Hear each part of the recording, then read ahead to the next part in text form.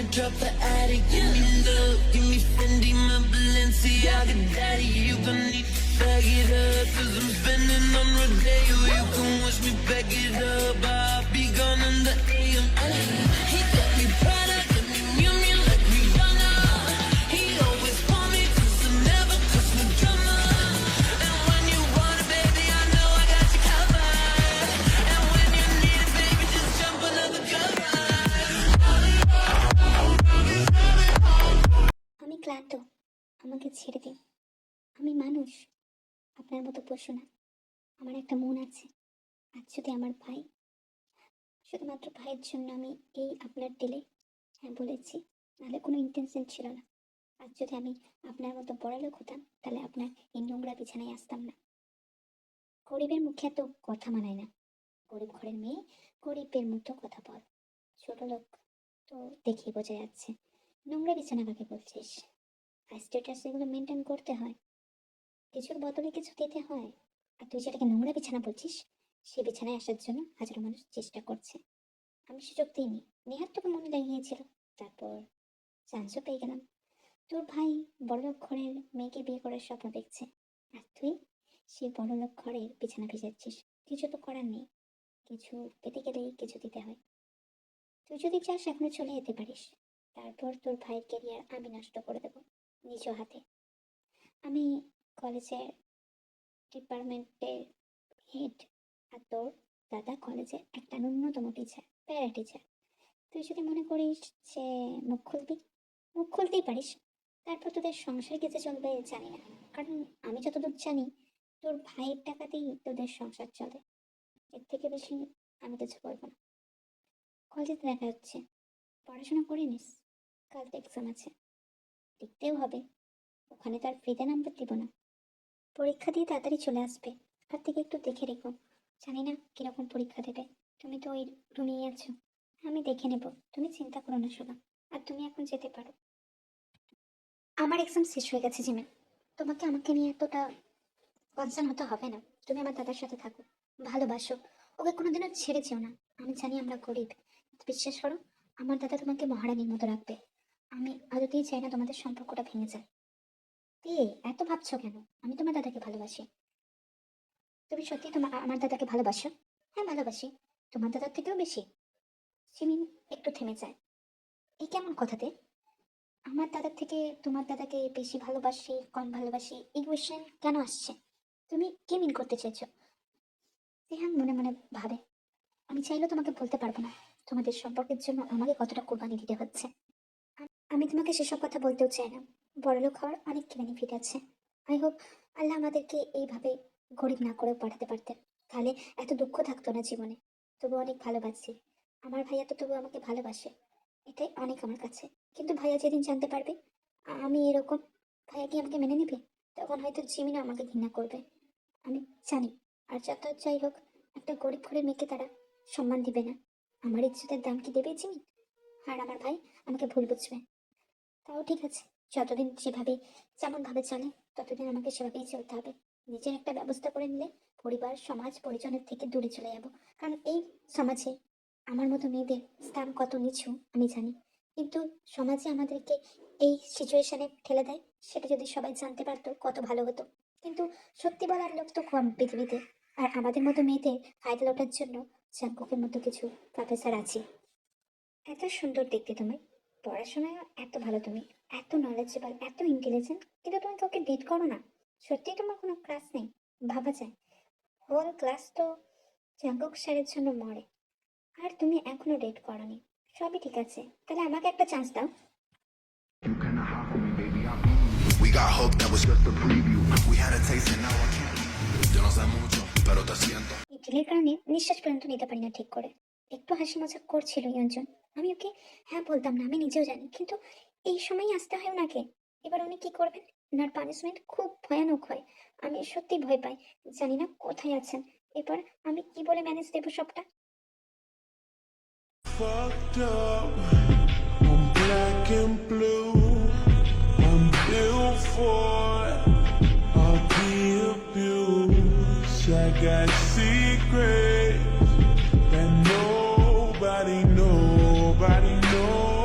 nobody knows. এই কারণেই Jungkook sir আমাকে হুমকি দিয়েছিল, দূরে থাকতে হবে নিজের জীবন বাঁচাতে চাইলে। মেয়েটাকে ভীষণ মনে ধরেছিল, কিন্তু হলো না, কপালে নেই। দূরেই থাকবো বাবা, ওনার যা পাওয়ার কোনদিন আমাকেই এখান থেকে নিশ্চিহ্ন করে দেয়। ভালোবাসা হলো না তোমাইতে, হুম, একটা শয়তানের হাতেই পড়েছ। ও যে কি বড় শয়তান, কিন্তু কি আর করার, শয়তানের হাতেই হয়তো পড়িরা যায়। এটাই হয়ে আসছে, ভালো মানুষের কাছেই খারাপ মানুষরা যায়, আর খারাপ মানুষদের কাছেই ভালো মানুষেরা ধরা দেয়। আমার আর কিছুই করা হইল না। আমি ভেবেছিলাম তোমাকে ভালোবাসবো, কিন্তু কপালে নেই। এ কি শুরু করেছেন? কলেজে কেউ আমাদেরকে এই অবস্থায় দেখলে কি ভাববে? আপনার টেলে আমি হ্যাঁ বলেছিলাম, তার মানে তো এই না আপনি যেখানে সেখানে আমার সঙ্গে এসব লেগে পড়বেন, আপনার কাজ করতে ব্যস্ত হয়ে পড়বেন। আমি গরিব হতে পারি, কিন্তু নোংরা নয়। আপনার সকল প্রফেশনালিজম, সুকল্ড আপনার পিছনে আসা মেয়েদের মধ্যে আমি পড়ি না। নিহাত এই সিচুয়েশনটা ক্রিয়েট হয়েছে। আমার একটা মান সম্মান আছে। আপনি আপনার মান সম্মান টাকা দিয়ে কেনা বেচা করেন, কিন্তু আমি তো পারবো না। গরিবের কাছে মান সম্মান অনেক বড় হয়ে থাকে। সিমিন, আমি তোমাকে খুব ভালোবেসে ফেলেছি। প্লিজ আমার থেকে দূরে যেও না, আমাকে ভালোবাসো। আমি কথা দিচ্ছি, একটা সময় আমি অনেক টাকা রোজগার করবো, আর তোমাকে আমার মহলের মহারানী করে রাখবো। আমার তেরও কোনো অসুবিধা নেই তাতে, তুমি শুধু আমার হয়ে যাও। আমি আছি শিবা, আমিও তোমাকে ভালোবাসি। আমি থাকবো তোমার সাথে, আমার ভাইয়া যাই করুক আমি থাকবো। আমার যে খুব ভয় হয়েছিল, যদি তোমার ভাই আমাকে তোমার থেকে দূর করে দেয়, আমি লড়াই করব, তুমি চিন্তা করো না। আর তোমাকে আমি হাসিল করবো। চলে যাচ্ছ? দাঁড়াও, আর একটু থাকো। Thank you for giving chance. আমি তোমাকে ডিসঅ্যাপয়েন্টেড করবো না জিমিন। তাহলে তাহলে তাহলে এই কাজ চলছে জিমিন, আমি তোমার উদ্দেশ্য সফল হতে দেবো না। আমি তোমাকে এমনি এমনি বড় করছি না, আর তুমি ওই 2 টাকার প্রফেসরের সাথে গিয়ে রিলেশনশিপ করছো। না, এটা কখনোই হবে না। আমি থাকতে তোমাকে বড় হতে দেবো না, ওকে ভালোবাসতে দেবো না। আমি তোমাকে বড় করছি, তৈরি করছি একটা ভালো ছেলের হাতে তুলে দেওয়ার জন্য। তুমি ওই গরিব ফ্যামিলি থেকে সার্ভাইভ করতে পারবে না, তুমি এখন বুঝতে পারছো না। তবে সুগাকে এই পথ থেকে হাঁটাতে হবে। প্রফেসর চ্যান, প্লিজ আমার ভাইয়ের কিছু ক্ষতি করবেন না। উনি আমার কাছে সব কিছু। আর আমার ভাই তো আপনাকে ভালোই বাসে। আমার ভাই খুব ভালো মানুষ। আমি আপনাকে ক্যান্সেল করছি, ও জিমিনকে ভালো রাখবে। প্লিজ আমার ভাইয়াকে কিচ্ছু করবেন না। আপনার জিমিনও তো কষ্ট পাবে তাতে। আপনি কেন বুঝছেন না? ওদের সম্পর্কটা মেনে নিন না প্লিজ। ও, আই সি, তার মানে তুমি তোমার ভাইকে ভড়কেছ জিমিনের দিকে হাত বাড়াতে, তাই না? তোমাদের মতো গরিবরা এর থেকে ভালো আর কি পারো? কত টাকা চাই তোমার ভাই? আমি দেবো, কিন্তু জিমিনকে ছেড়ে দিতে বলো। জিমিন ওর মতো ছেলেকে ডিজার্ভ করে না। আর তুমি আড়ালে দাঁড়িয়ে দাঁড়িয়ে আমার কথা শুনছিলে? তোমার আসপত্র দেখে আমি অবাক হচ্ছি। তোমার ভাইয়া এখানে প্যারা টিচার, আর আমি এখানে হেড অফ। তুমি জানো না, তুমি এখানে আমার সঙ্গে তর্ক করতে এসেছো, দাদার হয়ে কাঁদুনি গাইতে এসেছো। কিন্তু দাদাকেও তো বড়লোক মেয়ের পিছনে ভাগিয়ে দিয়েছো। খুব ভালো করেছো। দাদাকে সাবধান করো, নয়তো তোমার দাদার জীবন যেতে পর্যন্ত পারে। আমি জীবন নিতেও পারি। আমার পাওয়ার সম্পর্কে তোমার ধারণা আছে নিশ্চয়ই, আমি কতটা খারাপ মানুষ। এমনটা প্লিজ করবেন না। আম্মু আপু মারা যাওয়ার পর ভাইয়া আমার সমস্ত দায়িত্ব নিয়েছে। ও এখন একজনকে ভালোবাসে, আর সেই ভালোবাসার পূর্ণতা পাওয়ার জন্য আমি যা কিছু করতে পারি। আপনি যা বলবেন আমি তাই করবো, কিন্তু আমার ভাইয়ার ক্ষতি করবেন না। আমার ভাইয়া আপনার বোনকে ভীষণ ভালোবাসে। আপনি কি তা দেখতে পান না ওর চোখে? দেখে কি হবে? সবকিছুই কোনো কিছু বদলে হয় সুইটার। তুমি কি তোমার ভার্জিনিটি আমায় দিতে পারবে? দেখো, তুমি যদি বলো হ্যাঁ, তাহলে আমি তোমাকে সম্মতি দিতে পারি। তাহলে আমি তোমার ভাইয়া আর আমার বোনের সম্পর্কটা মেনে নিতে পারি, নয়তো না। কারণ দামি কিছু জিনিস আমারও চাই, আমার বোনও আমার কাছে দামি। তাকে আমি তোমাদের ফ্যামিলিতে দেবো, তোমার ভাইয়াকে দেবো, তাহলে তোমার দামি জিনিসটাও আমি নেবো, এটাই স্বাভাবিক। If you agree with my deal, then talk to me. If you able to give your virginity to me, then I think about it. এবার তুমি ভেবে দেখো তুমি কি করবে। কারণ এমনি এমনি আমি হ্যাঁ বলবো না।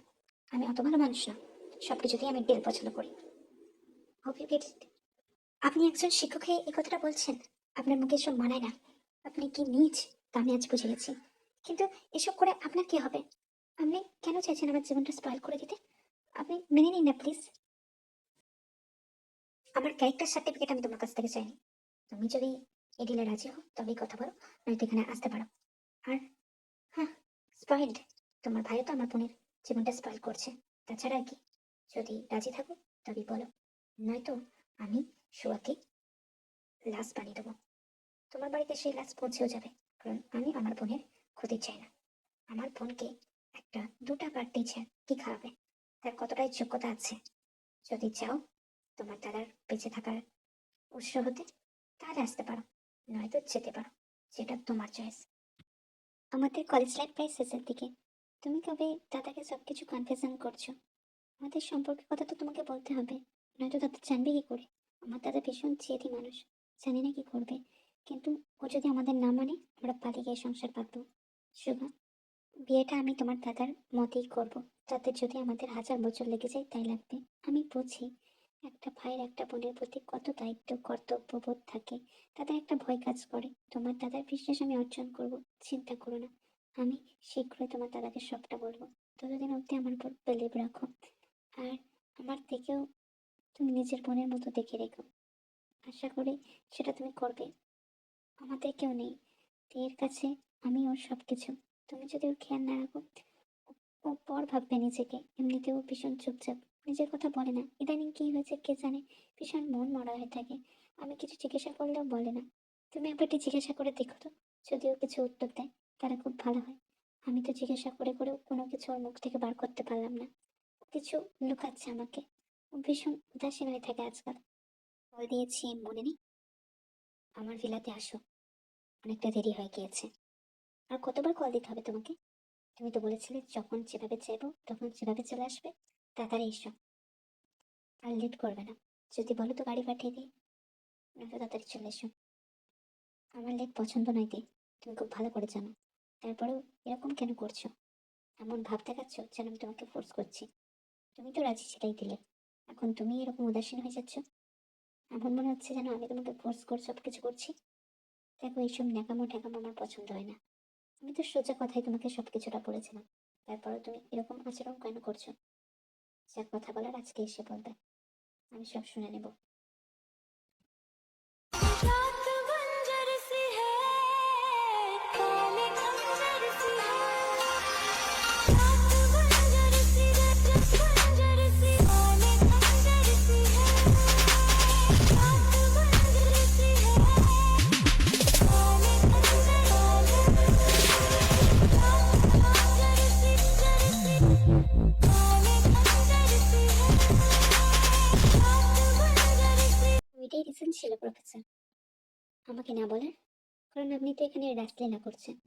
নো ডাউট, আমি সমস্ত ভিডিও করে নিয়েছি। সব ইমেজ আমি ভাইরাল করে দেবো। এই ইমেজ ভাইরাল হয়ে যাবে। এই মেয়েটার জীবন তো স্পয়েল হবে, তার সাথে আপনার ফেমও স্পয়েল হবে। ভালোই হলো আজকে এসেছিলাম আপনার রুমে, দরকারি কাজে ফাইল দিতে। সবকিছু একদম ক্যামেরা বন্দি করে ফেলেছি। আপনি আমার প্রপোজাল ঠুকরেছিলেন না? আর এদিকে রাসলীলা করে বেড়াচ্ছেন। আমি এটা ভাইরাল করে দিব, তারপর দেখি আপনাদের ফেমের ধাজ্জে উড়িয়ে যাবে। আর এই মেয়েটা তো সুগার। হ্যাঁ হ্যাঁ, ওই নিউ টিচার সুগার বোন। তো এইভাবেই নাম্বার নাও নাকি? পড়াশোনায় ভালো জানতাম, তো প্রফেসরকে পটিয়ে এভাবেই কি নাম্বার নিতে আসো? শুয়ে নাম্বার বাড়াও নাকি? হয়তো তাই হবে, কারণ গরিব ঘরের মেয়ে তো, অকাত কোথায় তোমার পড়াশোনার। তাই জন্য এখানে এসেছো এইভাবে নাম্বার নিতে। যাই হোক, কাল দুজনাই কলেজে গিয়ে একটা তোমাদের তরফ থেকে বড় সারপ্রাইজ তোমাদের জন্য অপেক্ষা করছে, সেটাই দেখো। আপনি যদি মনে করেন লিসা আপনার হুমকিতে আমি থেমে থাকবো, তাহলে আপনি ভুল ভাবছেন। আমার পাওয়ার সম্পর্কে আপনার কোনো ধারণাই নেই। আর রইল বাকি এই ভিডিও, ভাইরাল করে দেন, আমিও দেখি। আর ওই গরিব মেয়েটার জন্য আমার কোনো সিম্প্যাথি নেই। ও এসেছিল ওর কাছে, ওটা ডিল হয়েছিল। যাক, এতে আমার কিচ্ছু যায় আসে না। পড়লে ওই মেয়ের নাম পড়বে, আমার কিছু না। আমি নিজেকে বাঁচিয়ে রাখার ক্ষমতা জানি। আর আপনি যেটা করলেন তার মাসুল তো আপনাকে দিতে হবে লিসা। নক না করে যে কারোর রুমে ঢুকতে নেই, এটা কি জানেন না? টিচার হয়েছেন, এদিকে ম্যানার্স নেই। আর কি বলি, এরকম হাজারো কালো সত্য আপনারও আছে। চাইলে কিন্তু আমি বেফাস করতেই পারি, কিন্তু আমি করবো না। আর আপনি আমাকে চ্যালেঞ্জ করেছেন না? যান যান, ওই গরিব মেয়েটার জন্য আমার মন কাঁদবে আপনি ভাবলেনও? আচ্ছা, কখনোই না। ওরা শুধু তুরুপের দাস, ওদেরকে ইউজ করবো, ফেলে দেবো, দ্যাটস অল। আপনি যদি ভাবেন ওর কারণে আপনি আমাকে ছোট করবেন? আপনি ভুল ভাবছেন। এসব কালো সত্য, কালো জিনিস আমি চাপা দিতে এক্সপার্ট। যান, যান। যেখানে যাচ্ছেন যান। পারলে এভাবে স্পাইরাল করে দিন। I don't care anymore. Sir, আপনি এটা কি বলছেন? আর যদি আমার জায়গায় আপনার বোন থাকতো, তাহলে আপনি এই কথাটা বলতে পারতেন? প্লিজ, প্লিজ আমাকে বলুন না ভিডিওটা ডিলিট করে দিতে। Please, professor John. 4 জন নেই যাদের ঠিক নেই। আর তুই এসেছিস আমার বোনের সঙ্গে নিজের তুলনা করতে। ওরে বাবা! তুই নিজেকে কি ভাবছিস? আমার বোনের সঙ্গে তুই নিজের তুলনা করছিস। নিজের জায়গাটা দেখবি আর আমার বোনের জায়গাটা। ওকে? তোর কি হলো না হলো তাতে আমার কোনো যায় আসে না। এখন এখান থেকে বেরিয়ে যা। আমাকে একটু একা থাকতে দে। ধ্যান দিশারা হয়ে পড়েছিল। তার জীবনে আর কোনো লক্ষ্যই ছিল না। সে ভেবেই নিয়েছিল এই সমাজ তাকে ডাক দেওয়ার আগে সে নিজেকে শেষ করে দেবে। আর সেই মতো সে জাঙ্কুকের ভিড়া থেকে বেরিয়ে যায় একলা। তারপর জাঙ্কুক একজনকে কল করে এবং ব্যাপারটা সেট করে নেয়। সে লিসা ম্যামকে ছাড়িয়ে দেয় কলেজ থেকে। তার সমস্ত শক্তি, পাওয়ার, রাজনৈতিক ক্ষমতা সবকিছু একত্র করে সে লিসাকে ওই জায়গা থেকে সরিয়ে দেয়। তার কাছ থেকে ফোনও কেড়ে নেয় এবং সমস্ত কিছু নষ্ট করে দেয়। কিন্তু কিছু কথা সে সুগার পানে কূটনৈতিকভাবে লিসার মধ্যেই ঢুকিয়েছিল। এই যে তে নাম্বার বাড়ানোর কারণে জাঙ্কুকের সঙ্গে সহবাস করার ইচ্ছা প্রকাশ করেছিল। জাঙ্কুক ভীষণ কূটনৈতিক ছিলেন। সে সবসময় চাইতেন যে তেকে শেষ করে দেবে। তার বোনকে সে কিভাবে সুগার হাতে দেবে, যে ছেলে এত কম টাকা রোজগার করে এত কিছু পাওয়ার পরও সে সবসময় চাইছিল সুগা আর জীবনের সম্পর্কটা ভাঙতে। যার কারণে তের নাম নিয়ে এই বদনামটুকু তিনি রটিয়ে দেন এবং সুগার কানে উঠিয়ে দেন। তে, আমি তোকে এভাবে বড় করিনি। আমি কোনোদিন আশাও করিনি তুই এরকম প্রতিদান দিবি। আমার ফেস ভ্যালু আর রইল না কলেজে। সবাই আমাকে কত কুকথা কুমন্তব্য করছে। তুই কি করে করতে পারলি? তুই তো বরাবরই মেরিটোরিয়াস স্টুডেন্ট ছিলি। তোর জ্ঞান দক্ষতা নিয়ে কোনো কথা হবে না। তুই কোটা নাম্বারের জন্য প্রফেসর জিওনের রুমে গিয়েছিলি। তারা বলছে মানে কিছুটা হলেও সত্যি। তুই আমায় সত্যি করে বল, দে, তোর সাথে আর কিছু হয়নি তাই না? সত্যিটা বল দে আমায়। আমি সব কিছু ওনাদের বলবো। তুই যদি বলিস আমি তোর হয়ে লড়বো, আমি তো তোর দাদা, তোর দা ভাই, আমি তোর দিকটা বুঝবো। সত্যিটা বল দে। তুই তুই কি প্রফেসর জিওনের সাথে, সত্যিটা বল। মানে ওনার সাথে তুই কি গভীরভাবে, আমি আমি যেটা মিন করতে চাইছি সত্যিটা বলতে। হ্যাঁ দাবাই, ওরা যেটা বলছে সেটাই সত্যি। আমি সত্যি ওনার রুমে গিয়েছিলাম। আমি লজ্জিত আমার কৃতকর্মের জন্য দাবাই, আমি ভুল বুঝো না। ছিতে ছি। আম্মু আব্বু মরে যাওয়ার পর আমি তোকে যতটা পারি আগলে রেখেছি। এমন কোনো দিন আসেনি আমি তোর কথা ভাবিনি। না খেয়ে তোকে খাইয়েছি। আর তুই সেই প্রতিদান দিলে আমি কি করে লোক সমাজে মুখ দেখাবো? তুই কেন করলি এমনটাতে? আমি ভাবতেও পারিনি তুই এরকম কাজে লিপ্ত হয়ে পড়বি, জড়িয়ে যাবি। আমার তোকে বোন বলতে ঘৃণা করছে। তুই আমার বোন নস। তুই এই বাড়ি থেকে বেরিয়ে যা। আমাকে আর তোর মুখ কোনোদিনও দেখাবি না। তোর মুখ আমি দেখতে চাই না। তুই, আমি ভাবতেও পারিনি এতটা নোংরা কাজ তুই করবি। আমি তোকে এইভাবে বড় করেছি, আমি তোকে এইভাবে ভালো শিক্ষা দিয়েছি। ছিতে ছি। বেরিয়ে যা, বেরিয়ে যা এক্ষুনি। আমার মুখের সামনে থেকে বেরিয়ে যা। কি বলেছিলাম, গরিব ঘরের মেয়ে, স্যারদের পুটকি পাঠিয়েই নাম্বার পাই, ওর যোগ্যতা কোনো নেই। সবাই আমাকে ভুল বুঝতো। আজ তো প্রমাণ হয়ে গেল চাবুক স্যারের রুমে পৌঁছেত। আর sugar sir, I don't think আপনার আর জব এখানে রয়েছে। আপনি রিজাইনিং লেটার দিয়ে চলেই যান। আপনার বোনের কারণে আপনার চাকরিটা গেল। হাহ, কি একটা অদ্ভুত মেয়েকে আপনি প্রতিপালন করেছিলেন। কি নোংরা তার শিক্ষা। নাম্বারের জন্য প্রফেসরের রুমে চলে যাচ্ছে, ভাবতেও লজ্জা লাগে। আপনাকে মনে হয় না প্রফেসর জিওনের টিম বাঁচাবে আপনার মতো সো কল গরিব লোককে? তার থেকে ভালো আপনি নিজেই রিজাইন লেটার দিয়ে চলে যান। ও সেটা মিসাই, আপনি আপনার লিমিটটা ভুলে যাচ্ছেন। আপনি যদি চান আমিও আপনাকেও রিজাইন লেটার হাতে ধরিয়ে এই কাজ থেকে বার করে দিতে পারি। আপনি হিউমিলেটেড করতে পারেন না মিস্টার সুগাকে। আমাদের ইচ্ছাতে আমরা ওকে রাখবো না রাখবো সেটা আমাদের ব্যক্তিগত ব্যাপার। আপনি এখানে আসতে পারেন। আর রইল বাকি ওই কথার ভিত্তিতে আমরা সুগাকে এখান থেকে বহিষ্কার করতে পারি না। এর কোনো ভ্যালিড প্রমাণ নেই। তাই সুগা, আপনি চিন্তা করবেন না। আপনি এখানে আসুন। আপনার জব যাচ্ছে না। আমি জানতাম দা ভাই তুই আমার কথা ফেরাতেই পারবি না। তুই সুগাকে এখান থেকে তাড়িয়ে দিবি না, আমি জানতাম। থ্যাংক ইউ দা ভাই, আমার ভালোবাসার মানুষটাকে এখানে রেখে দেওয়ার জন্য। কিন্তু তের উপর যে ইলজাম আনা হয়েছে সেটাও খুব বিভৎস। একটা মেয়ের জন্য এটা অনেক বড় দাগ সারা জীবনের যে দাগ তুলেও যাবে না। আমি জানি না তে কোথায়, ওর সাথে কথা হয়নি, ফোনও সুইচ অফ। আমি কি করে ওর সাথে কন্ট্যাক্ট করবো? এদিকে ও আর ওর ভাইয়ের মধ্যে অনেক কথা কাটাকাটি হয়েছিল, তারপর থেকে নাকি তে বাড়ি ফেরেনি। সুখাও ভীষণ চিন্তিত, কিন্তু বুঝে উঠতে পারছি না। তুই কি একটু দেখবি তে কোথায়? আমি না খুব গিল্টি ফিল করছি। আমি জানি না, সুখা এটা না করলেই পারতো। তে খুব ভালো মেয়ে, হয়তো ও কোনো প্রবলেমে ভেসেছিল বা ওকে কোনো ট্র্যাপে ফেলা হয়েছে, কিন্তু ও এমন মেয়ে নয় যে এরকম ঘৃণ্য কাজ করবে। ও নিশ্চয়ই প্রতিবাদ করবে। ওকে হয়তো কোনো কিছু ম্যানিপুলেট করেই এসব কাজ করানো হয়েছে। কিন্তু তোর সঙ্গেই ওর নাম চললো কেন, সেটাও তো বুঝতে পারছি না। যাই হোক, আমি আসি তবে। সুগার সাথে আমাকে কথা বলতে হবে, আর থেকে খুঁজতেও বেরোতে হবে। থ্যাংক ইউ রোশনা, আমাকে আরেকটা জীবন দেওয়ার জন্য। আমি কখনো ভাবতেই পারিনি আমি আবার বাঁচবো আমার সন্তানের জন্য। আমি প্রেগনেন্ট জানার পরও আপনি আমাকে আপনার কাছে থাকতে দিয়েছেন।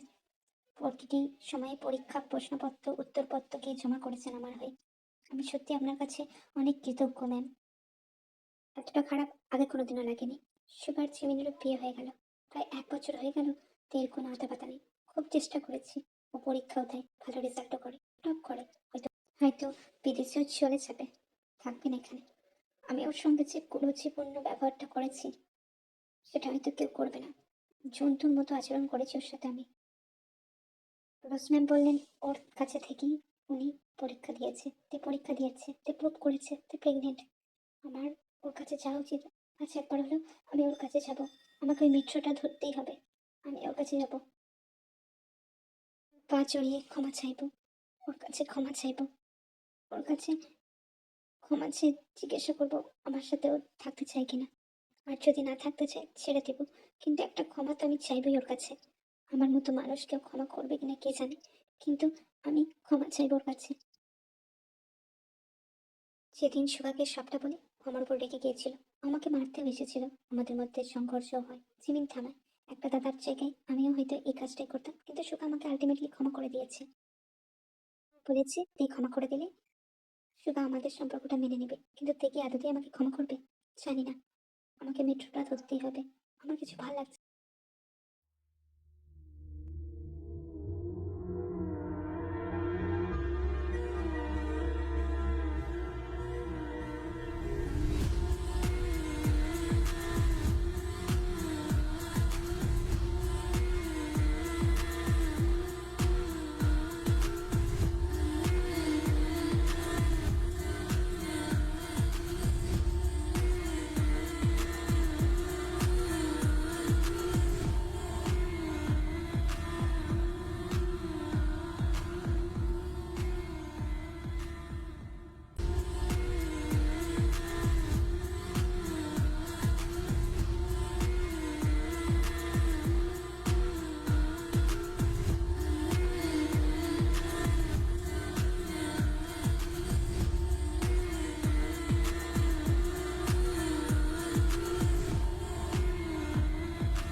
আপনি কেন এখানে এসেছেন? আপনি কি চেয়েছেন?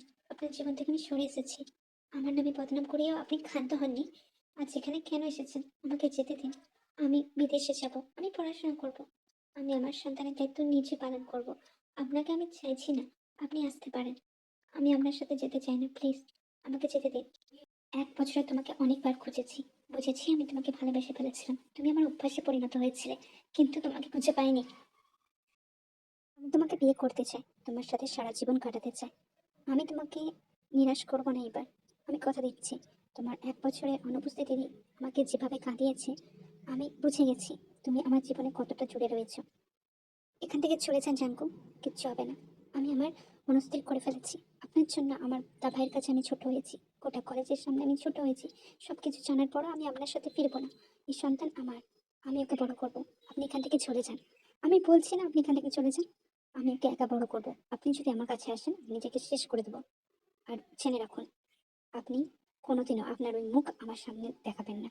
আমি আপনাকে ভালোবাসি না, আমি তো ভালোবাসি না। আমি তো ইউজ করার জিনিস ছিলাম। আমি গরিবের মেয়ে, আমার সাথে থাকতে চান আপনি? এই গরিবের মেয়ের সাথে থাকতে চান কেন? বলেছিলেন না আমরা বিছানাতে দুদিনেরই চক্ষু। তারপরে এই গরিবের মেয়ের সাথে সংসার বাঁধার স্বপ্ন দেখছেন কেন? আপনার সো কল্ড প্রফেশনালিজম কোথায় গেল জাঙ্কুক? আমি আপনার সাথে ফিরবো না, আপনি আসতে পারেন। নিজেকে শেষ করে দেবো তে, তুমি চাও না তাই না? আমার সাথে সংসার বাঁধতে তুমি চাও না, তাহলে এই জীবন রেখেই বাকি লাভ। আমি নিজেকে শেষ করে দেবো, তোমাদের দুজনের জীবন থেকে চলে যাব। আমি হয়তো একটা অভিশাপে ছিলাম তোমার জীবনে, ঠিক আছে? আমি চলে যাচ্ছি। আমি আর তোমাকে এই মুখ দেখাবো না। এত ঘেন্না আমার ভাইয়ের জন্য?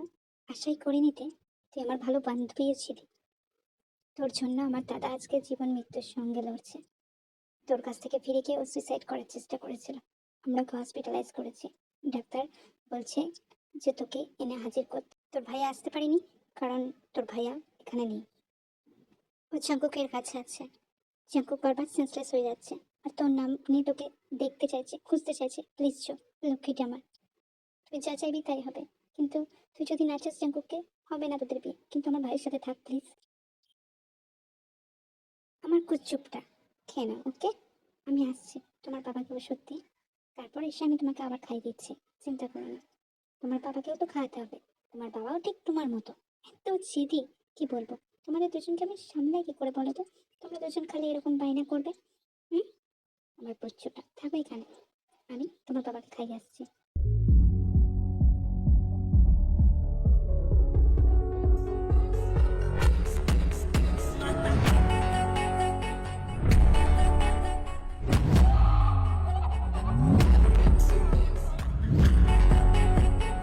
যেখানে সেখানে রোম্যান্স করার থেকে বিয়েটা তাড়াতাড়ি করে নেওয়া তোমাদের উচিত, আমার তাই মনে হয়।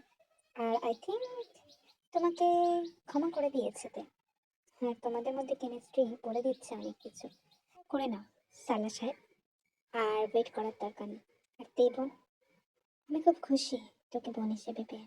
আমি তোকে যে ভুল বুঝেছি, তারপরেও যে তুমি চুপ করো না সুভা। তুই আমাদের মেনে নিয়েছে সবকিছু, কিন্তু তুমি তো এর সাথে ভালো করোনি সুভা।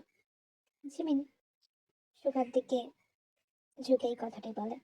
সুগা বলে, ঠিক আছে, আমি আমার প্রায়শ্চিত্ত করব, কিন্তু ও বিয়ে করে নিক। তারপর ওদের সন্তানকে দেখে রাখার দায়িত্ব আমার। বাসর রাত ওদের করার দায়িত্ব আমিই দেব। আমি সামলে নেব ওদের বাচ্চাকে। ওরা স্বাচ্ছন্দ্যে বাসর রাত করুক। আজ স্বপ্নের দিন ও কাছে এলো, জীবন আরো যেন রঙিন হলো। সা সা সা সা সা রে রে রে রে গা গা গা গা গা গা মা মা। সা সা সা সা সা রে রে রে রে রে গা গা গা গা গা গা মা মা। সা সা সা সা সা রে রে রে রে রে গা গা গা গা গা। আর ঠিক বিজনেস হতে হবে না, এখন তোরা দুজনে ফ্রি, আর তোদের বেবি আমাদের কাছে থাকবে। তোরা এখন নিজেদের মতো সময় কাটাতে পারিস। আমরা আসছি ওর খেয়াল রেখো, তোমারও খেয়াল রেখো। ভালো করে সময় কাটাও, তোমাদের মুহূর্তটা এনজয় করো।